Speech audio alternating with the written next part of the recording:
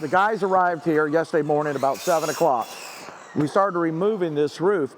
To our belief right here, we found out that it started off with a metal roof underneath this, and this was put on here around about 1924.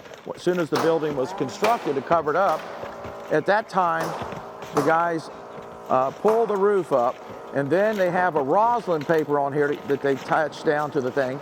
And then you see how much, when we remove it, the amount of wood that has been decayed and rotted over the leaking this thing for probably 20 years has had roof leaks.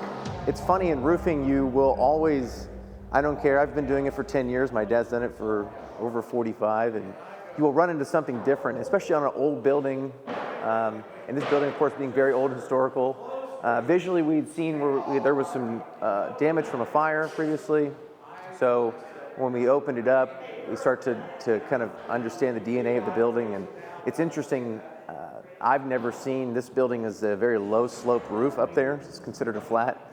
But for, I guess, the first 20 or so years, they had a system on there that we don't use today, which is a metal system on such a low slope. And I've got a piece of it. And you can see it here, how this material, even though it's getting close to 100 years old probably, it's still held up. And what was on top of it is they nailed a base sheet over top of this metal and attached it and put a flat rolled roofing system on there called mod bitumen. And so you don't see these things until you get down in there. And once we got down in there, we started to open it up. So it's a little bit more challenging. It's not just a simple off and on process. It takes time.